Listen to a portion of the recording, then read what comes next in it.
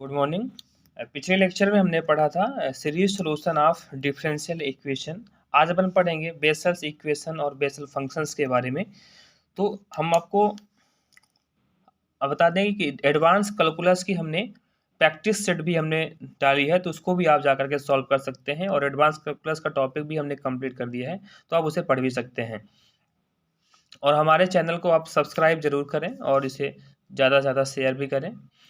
और आप हमें इंस्टाग्राम में फॉलो करके वहाँ से भी आप जो भी डाउट्स पूछ सकते हैं, आप उस पर आप नोट्स लिख करके या फिर आप क्वेश्चंस को आप लिख करके आप हमसे पूछ सकते हैं। उसका सलूशन भी हम आपको प्रोवाइड करवा देंगे। चलिए पढ़ते हैं बेसल्स इक्वेशन, बेसल समीकरण। The differential equation of the form x square d two y by d x two plus x d y by d x plus x square minus n square y equal to zero is called Bessel equation where n is non negative constant. ठीक है, तो ये form होता है आपके इसका Bessel equation का। Is called Bessel equation where n क्या है, नॉन नेगेटिव इंटीजर, एक अऋणात्मक अचर है। फिर इसके बाद सोल्यूशन ऑफ बेसल इक्वेशंस, इसका मैं पूरा सोल्यूशन करके आपको बताऊंगा। आपको लगेगा कि ये सब सोल्यूशन हम क्यों पढ़ रहे हैं। इस सोल्यूशन को पढ़ने के बाद हमें आगे की जो डेफिनेशंस हैं वो क्लियर होंगी। तो x square d two y by d x two plus x d y by d x plus x square minus n square equal to 2, इसको हमने क्या दिया, equation number first. Let the series solution of the equation first. इससे पहले हमने series solution किया था, तो हमने y इक्वल टू लेट किया था। यहाँ पे क्या लेट करेंगे, y equal to summation r running zero to infinity a r x to the power m plus r. Okay, चलिए then y equal to r की वैल्यू जीरो रखो, तो a zero x to the power m plus one रखेंगे, a one x to the power m plus one plus a two x to the power m plus two plus so on. ये क्या हो गया, equation number 2 दे दिया। अब इसके बाद हम इसका डिफ्रेंशिएशन करेंगे, तो that is d y by d x equal to summation r running zero to infinity a r constant है, x to the power m plus r, तो एम प्लस आर एक्स की power m plus r minus one, x to the power n वाला formula apply कर दिया। Equation number third, इसका फिर से हमने डिफरेंशिएशन किया, d two y by d x two equal to summation r running zero to infinity a r m plus r, फिर से इसमें लगाएंगे x to the power n का फार्मूला, तो ये लग जाएगा। इक्वेशन नंबर 4 हो गया। इस प्रोसेस को आपको समझना है, उसको प्रैक्टिस करना है, ठीक है, जो है ताकि क्वेश्चंस आए तो उसको हम जल्दी से जल्दी सॉल्व कर सकें। Putting these value in equation number first, जो भी वैल्यूज थी, चाहे वो y की हो, चाहे d y by d x को, चाहे d two y by d x की हो, ये आपको जो इक्वेशन नंबर फर्स्ट है ये वाला, यहाँ पे हम d two y by d x two, d y by d x और y की वैल्यू को पुट करेंगे। तो हमने यहाँ पे y की वैल्यू पुट कर दी, क्या बन गया ये, एक्स स्क्वायर और d two y by d x two की वैल्यू पुट कर दी, plus x into d y by d x की वैल्यू पुट कर दी, plus x square minus n square हमने y की वैल्यू पुट कर दी इक्वल टू 0। ठीक है, ये हुआ आपका इक्वेशन नंबर 4। इसके बाद यही जो वैल्यूज थी, अब हम क्या करेंगे, अब आप यहाँ से देखो, पुट करने के बाद summation r running zero to infinity. अब हमने क्या किया यहाँ से कि ये देखिए आप, जैसे इक्वेशन नंबर आपका ये जो हमने बना था, वैल्यू को पुट करने के बाद हमने क्या किया है कि ये जो आपका एक्स स्क्वायर था इसका हमने अंदर मल्टीप्लाई कर दिया। तो देखो एक्स की पावर 2 और यहाँ पे कितना है, एक्स की power m plus r minus 2, तो दोनों के जब बेस इक्वल हैं तो पावर ऐड होगी, तो माइनस 2 से प्लस 2 कैंसिल, कितना बचेगा, एक्स की power m plus r. Same हमने एक्स का मल्टीप्लाई इस पहले में कर दिया और यहाँ से ये कर दिया। ठीक है, तो एक्स स्क्वायर एक्स इन सभी का मल्टीप्लाई हम अंदर कर देंगे, कितना बनेगा, summation r running zero to infinity a r m plus r minus one and so one x to the power m plus r and plus ये। ठीक है, मतलब एक्स की पावर एम प्लस आर वाले टर्म्स को हमने एक साथ कर दिया और फिर इसको कर दिया। उसके बाद summation r running zero to infinity a r m plus r. अब आप यहाँ पे देखो, तो एम प्लस आर का मल्टीप्लाई इस वाले एम प्लस आर में हुआ, तो एम प्लस आर का होल स्क्वायर हो गया। फिर देखना एम प्लस आर का माइनस 1 से मल्टीप्लाई करेंगे, तो माइनस एम प्लस आर और ये प्लस एम प्लस आर पहले से है तो कट गया, कितना बचा, केवल minus n square x to the power m plus r plus summation r running zero to infinity a r x to the power m plus r plus 2 equal to 0। इस process को आप समझते रहिएगा, ठीक है, क्योंकि ये आपको बहुत काम आने वाली है, ये प्रोसेस को समझना जरूरी है। Equating to zero the coefficient of lowest power of x. इसके बाद क्या करते हैं, एक्स की जो लोएस्ट पावर होती है उसके कोफिशिएंट्स को जीरो करते हैं। कोफिशिएंट मतलब एक्स की जो सबसे कम घात है उसके गुणांकों को हम जीरो के बराबर करते हैं। तो यहाँ पे देखो r equal to zero put करो आप, तो क्या मिलेगा, ए जीरो, यहाँ पे देखो, यहाँ पे देख लो ए जीरो, ये क्या बनेगा, आर की वैल्यू जीरो तो m square minus n square equal to zero. तो m square minus n square equal to zero, this implies m क्या मिल जाएगा, एन स्क्वायर को ट्रांसपोज कर दो। जब एन स्क्वायर को ट्रांसपोज करेंगे तो ये कितना बनेगा, m square equal to n square.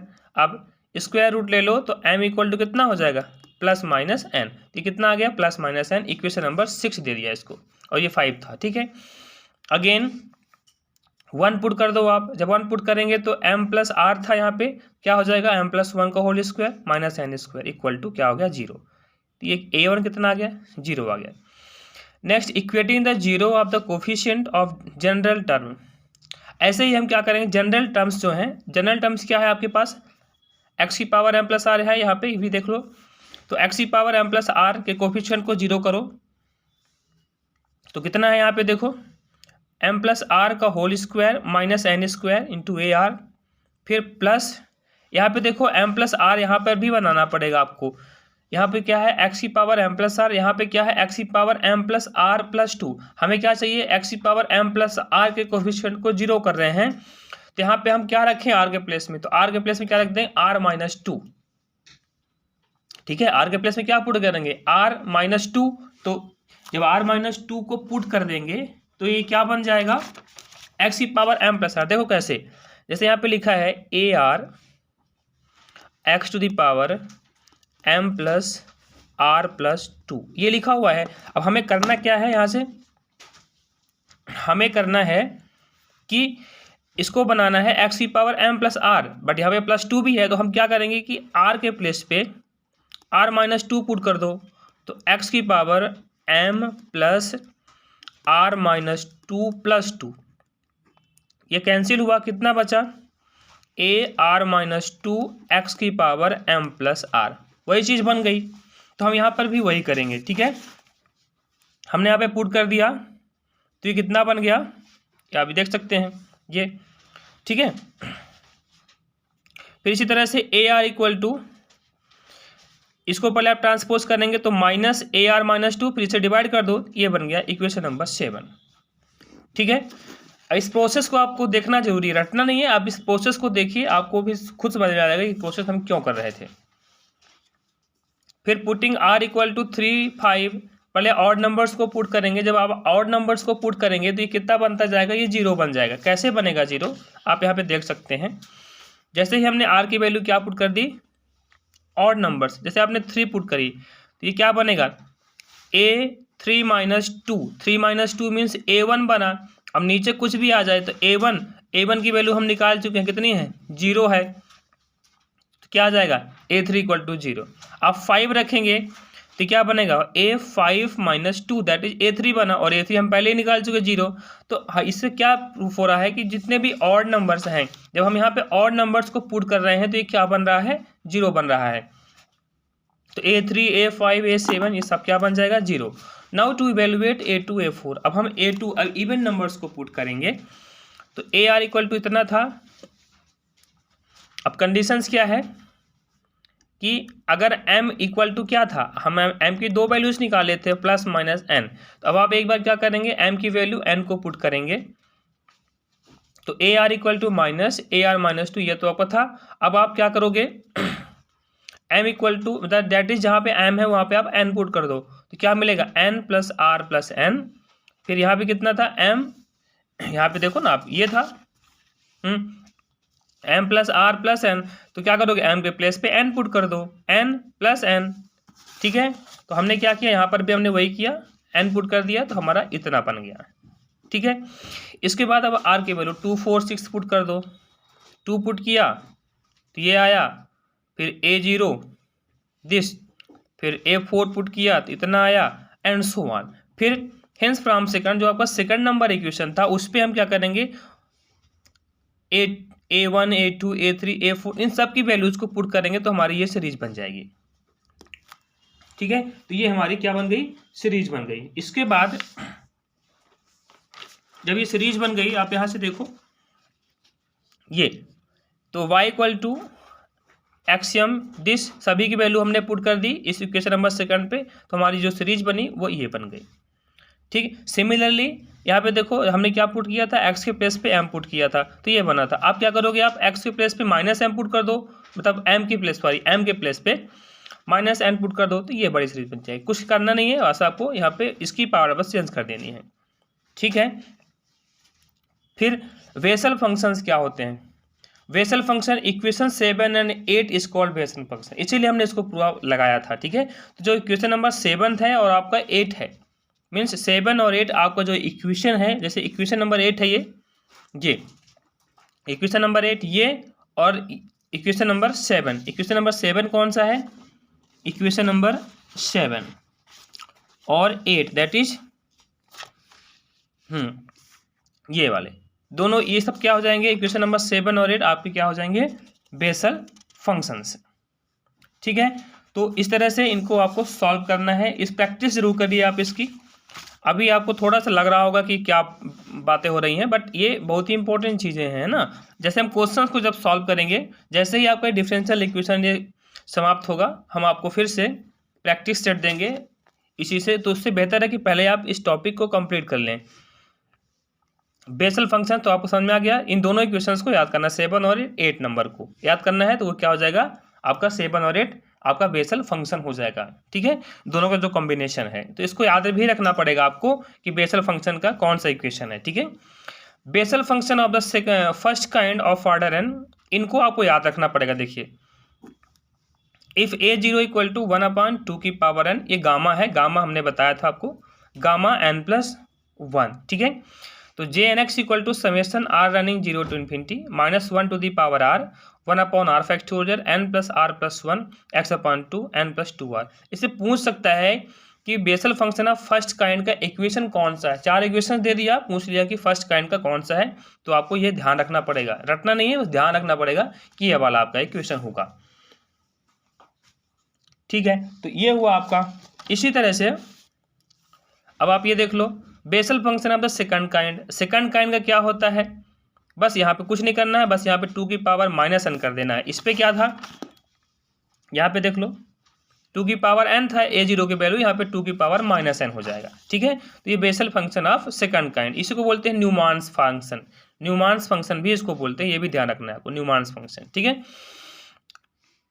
फिर general solution of Bessel function, तो general solution of Bessel function क्या होता है, the most general solution of Bessel equation is y equal to a jnx plus b jn minus है यहाँ पे। ठीक है, ये लिखा हुआ है j माइनस nx। ठीक है, ये where a and b are arbitrary constant, तो इसको भी आपको ध्यान रखना है। ठीक है, इसके बाद ये बेसल फंक्शन को पढ़ाने के बाद मैं नेक्स्ट डे आपको इसके कुछ क्वेश्चंस आपको दूंगा और उसको मैं कराऊंगा, तो आपको समझ में आएगा कि अभी तो टफ लग रहा होगा कि बेसल फंक्शन क्या पढ़ रहे हैं ये, लेकिन जैसे ही हम क्वेश्चंस को सॉल्व करेंगे तो आपको ज़्यादा क्लियर हो जाएगा। ठीक है, तो पहले ये बेहतर है कि हम थ्योरी कंप्लीट करें, साइंस में तो पहले थ्योरी ही जरूरी होती है। ठीक है, तो आप थ्योरी पढ़ें पहले, इसकी नोट्स बनाएं, और इसके बाद हम कल आपको कुछ क्वेश्चंस भी देंगे। फिर नेक्स्ट है for integer n the Bessel function, for the integer n the Bessel function jnx and j minus nx are linearly dependent because, ये दोनों linearly dependent होते हैं, रैखिक परतंत्र होते हैं। ठीक है, बेसल फंक्शन के जो jnx और j minus nx है, ये दोनों क्या होते हैं, रैखिक परतंत्र होते हैं, दैट इज linearly dependent होते हैं। ठीक है, फिर कुछ प्रॉपर्टीज हैं, इसको भी आपको याद रखनी पड़ेगी। X j n dash x equal to n j n x, ये सभी मैंने प्रॉपर्टी लिख दी है, रटिए नहीं, लेकिन इनको याद तो रखना पड़ेगा। ठीक है, ध्यान तो रखना ही पड़ेगा, क्योंकि कोई भी प्रॉपर्टी दे सकता है और पूछ सकता है कि इसमें से कौन सी प्रॉपर्टी सही है या कुछ भी। ठीक है, तो इन प्रॉपर्टीज़ को भी आपको याद रखना है। मैं एक बार फिर से आपको कह रहा हूँ, कोई भी डाउट हो आपको तो आप हमें इंस्टाग्राम में संजय मिश्रा मैथ्स क्लासेस में आप हमको वो क्वेश्चंस को पूछ सकते हैं। आप उसकी इमेज भेज दीजिए या लिख करके भेज दीजिए, मैसेज कर दीजिए, तो मैं आपको उसका रिप्लाई दे दूंगा, या तो अलग से एक वीडियो ही बना करके आपको मैं उसको समझा दूंगा। और इंस्टाग्राम की जो लिंक है वो मैं आपको डिस्क्रिप्शन में आपको दे दूंगा यूट्यूब के, तो उस पर आप जा करके देख सकते हैं, या फिर आप जो भी डाउट्स हो उसको आप क्लियर कर सकते हैं। तो हमने अभी जितने भी वीडियोस बना दिए हैं, तो आप प्लीज़ उसको देखिए और उसके नोट्स ज़रूर बनाइए, उसको पढ़िए अच्छे से और कंप्लीट करिए, क्योंकि अपने पास ज़्यादा टाइम अब है नहीं। तो मैं कोशिश कर रहा हूँ कि जल्दी से जल्दी आपका सिलेबस कंप्लीट हो और हम आपको प्रैक्टिस सेट कराएं। हम कोशिश करेंगे कि लास्ट में जब पेपर स्टार्ट होगा तो हम आपको प्रैक्टिस सेट, हर यूनिट के प्रैक्टिस सेट अलग अलग दें, तो आप उसको सॉल्व कर सकें। ठीक है, तो थैंक यू।